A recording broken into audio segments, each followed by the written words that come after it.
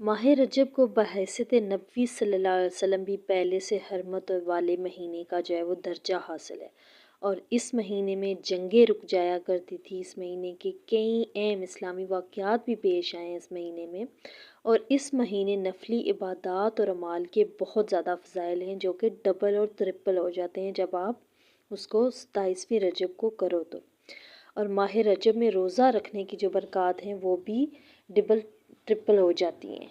रजब के महीने में एक दिन और एक रात ऐसी है कि अगर कोई इस दिन का रोज़ा रखे और इबादत करे तो इस शख्स को 100 बरस रोज़े रखने का सवाब मिलता है, और 100 बरस इबादत करने वाले की इबादत का भी सवाब मिलता है। अब सोचें, 100 बरस तो हमारी आजकल की ज़िंदगी नहीं है।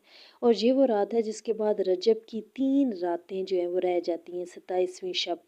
और ये वो दिन है जिस दिन अल्लाह पाक ने हज़रत मोहम्मद मुस्तफ़ा सल्लल्लाहु अलैहि वसल्लम को रिसालत अता फ़रमाई थी। 27वें रजब अल मुजर्रब को रोज़ा रखने की जो है ना फ़जीलत के बारे में एक और रवायत हज़रत अबू हुरैरा रज़ी अल्लाह अन्हा से मरवी है कि हज़ूर पाक सल्लल्लाहु अलैहि वसल्लम ने इरशाद फरमाया कि जिसने 27वीं रजब का रोज़ा रखा तो इसको 60 महीनों के रोज़ों का सवाब मिलेगा। और अब मैं एक आपको ऐसा रजब का 27वीं रजब का अमल बताने जा रही हूँ जिसको आप करके जो है ना अपने रब को राज़ी कर लो, क्योंकि जब हमारा रब हमसे नाराज़ होगा तो तब हमारी कोई भी कोशिश, कोई भी इबादत जो है वो कबूल नहीं होगी और उसका असर नहीं होगा। ये तो हमें मालूम ही है एज़ अ मुस्लिम कि हमारी इबादत जो है, हम जो इबादत करते हैं वो हम अपने ही लिए करते हैं, अपनी गुनाहों की बख्शिश के लिए ही करते हैं। आप देखें, दुनियावी चीज़ के लिए, कोई भी चीज़ पाने के लिए आप थोड़ी बहुत एफ़र्ट करते हैं तभी जाके वो आपको मिलती है। तो इसी तरह जब आप दीन की तरफ जाते हैं, अपने अल्लाह से रजू करते हैं, तो तभी आपको आपकी मंजिल जो है वो आसान होके मिलती है। और बग़ैर मेहनत के, बग़ैर कोशिश के तो आपको कुछ भी नहीं मिलता। तो इसके लिए एक बहुत पावरफुल वजीफ़ा आपको बता रही हूँ। ये जो सूरह बकरा की आखिरी 2 आयात है ना, इनकी बेहद फ़जीलत है। जब हज़ूर पाक सल्लल्लाहु अलैहि वसल्लम को रसालत अल्लाह पाक ने अता फ़रमाई तो तब ये जो सूरह बकरा की आयात हैं उसके बारे में इरशाद फ़रमाया कि जो कोई इनकी तिलावत करेगा तो सारा दिन, सारा साल जब भी इसकी तिलावत की जाएगी तो उस घर से शैतान को हमेशा के लिए दूर कर दिया जाएगा। ये शैतान ही होता है जो हमें वर्गलाता है।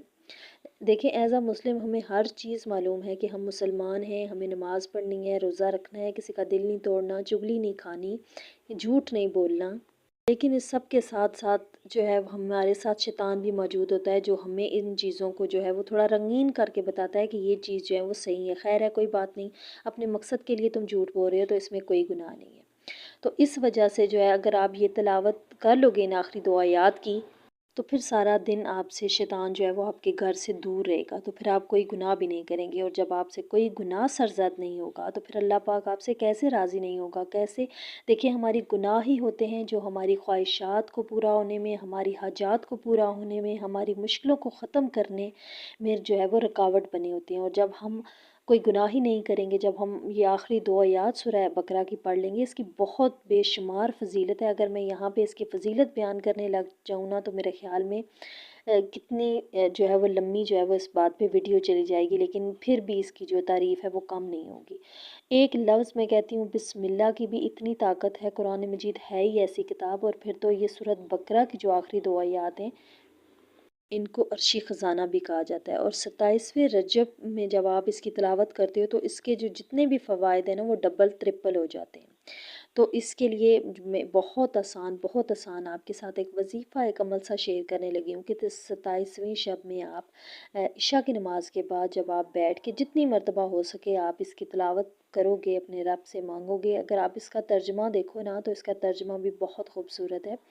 जब किसी चीज़ का तर्जमा हमें मालूम होता है, जैसे हम बात करें कि हम इंग्लिश में बात करते हैं, उसका हमें मानी मौजूद नहीं, पता नहीं होगा तो हमारे लिए वो चीज़ बामानी होगी। इसी तरह अगर हम अरबी पढ़ रहे हैं लेकिन उसका हमें तर्जुमा मालूम नहीं है कि हम अपने रब से क्या मांग रहे हैं, तो फिर हमें उस चीज़ का उतना मज़ा नहीं आएगा। इसलिए आप इसको तर्जुमे के साथ पढ़ें, और 27वीं शब में ख़ुसूसन अपने रब के साथ जो है वो लगाएं, अपने रब को टाइम दें, अपने रब की इबादत में। ये बहुत पावरफुल और बहुत ही खूबसूरत जो है अल्लाह पाक ने हमें रात अता की है। और अपने प्यारे नबी हज़रत मोहम्मद सल्लल्लाहु अलैहि वसल्लम पर दुरूदों का नजराना पढ़ना बिल्कुल मत भूलें, जिन्हें अर्श पे बुलाया गया और वो वहीं यही कहते गए کہ اے اللہ میری امت کو بخش دینا، اے اللہ میری امت کو بخش دینا۔ اور آج امت کیا کر رہی ہے، تو پلیز جو ہے نا لازمی سب کو دعاؤں میں یاد رکھیں، مجھے بھی دعاؤں میں یاد رکھیں، اور درود پاک کا نذرانہ اپنے پیارے آقا حضرت محمد مصطفیٰ صلی اللہ علیہ وآلہ وسلم پہ لازماً لازماً بھیجیں۔ اور یہ جو وظیفہ میں نے آپ کے ساتھ شیئر کیا ہے، اس کو آپ جتنی مرضی ہے چاہیں پڑھیں، بس آپ نے اس کو یقین اور جو ہے نا توجہ کے ساتھ پڑھنا ہے، تاکہ آپ کے آگے پیچھے کوئی شور شرابہ نہ ہو۔ آپ نے اس کو توجہ سے پڑھنا ہے اور اپنی حاجت اپنے رب کے آگے جو ہے وہ بیان کرنی ہے۔ انشاءاللہ مسلمان اور عقیدہ ہونے کے ساتھ ہم آپ کا اگلا رجب نہیں آئے گا، اور وہ دعا جو ہے وہ خواہش جو ہے وہ آپ کے جو ہے وہ آپ کے پاس ہوگی، اگر وہ جائز ہوگی، اگر آپ کے حق میں بہتر ہوئی تو انشاءاللہ۔ اللہ حافظ، جزاک اللہ۔